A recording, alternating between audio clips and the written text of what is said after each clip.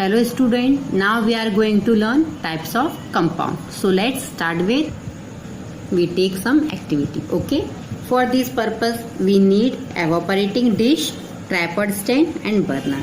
And also we need some chemical like camphor, washing soda, blue vitriol, sugar, glucose and urea.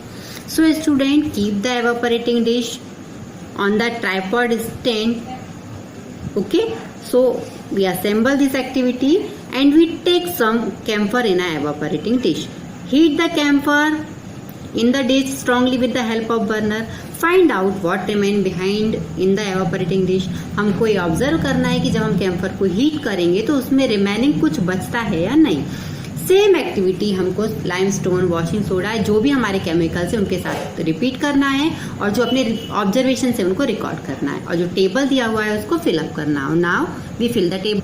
Here, first we take a camphor. You know that camphor is a sublimating substance. Okay, so we know seen there some residue. So answer is no. Here, color of residue, then no residue, then color dash. Limestone. The formula of limestone is CaCO3. It is a limestone. On heating, it give residue. So the our answer is yes, the residue are remaining. Color of residue are white. Similarly, washing soda formula is Na2CO3. Answer residue behind, then answer is yes, color is same, white. If you take blue vitriol, the formula of blue vitriol is CuSO4, copper sulfate. Next, sugar, formula of sugar is C12H22O11. Next, glucose, formula of glucose is C6H12O6. Another one, urea, CH4N2O. So this is the formula.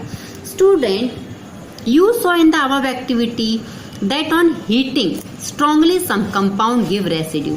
आपने इस activity में देखा है कि अगर हम किसी compound को स्ट्रांगली हीटेड करते हैं तो कुछ कंपाउंड रेसिड्यू छोड़ते हैं और कुछ के अंदर रेसिड्यू हमको नहीं मिलता. जो रेसिड्यू हमको मिलता है नॉर्मली उसका कलर होता है ब्लैक. तो स्टूडेंट, जो ब्लैक कलर का रेसिड्यू हमको मिलता है वो होता है किसका बना हुआ, कार्बन का.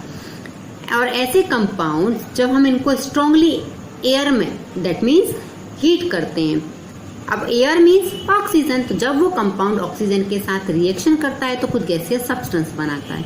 अगर कन्वर्शन कंप्लीट होता है तो हमको किसी भी प्रकार का जो रेसिड्यू है वो नहीं मिलता. और अगर कन्वर्शन जो है वो इनकम्प्लीट हो तो हमको ब्लैक कलर का जो रेसिड्यू है वो मिलता है. These compound are called organic compound और कार्बन कंपाउंड.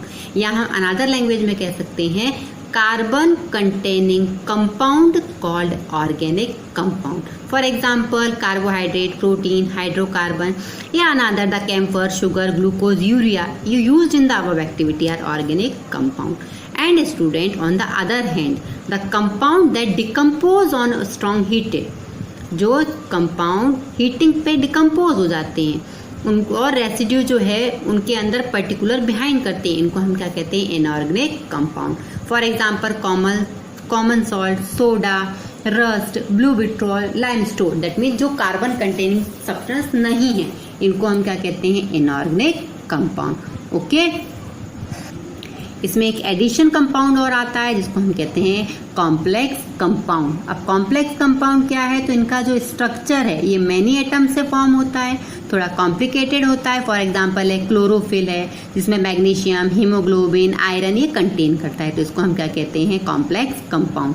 और इनमें जो मॉलिक्यूल्स हैं या जो कंपाउंड्स हैं एक दूसरे के साथ केमिकल बॉन्ड के साथ अटैच होते हैं. तो ये क्या थे आपके टाइप्स ऑफ कंपाउंड.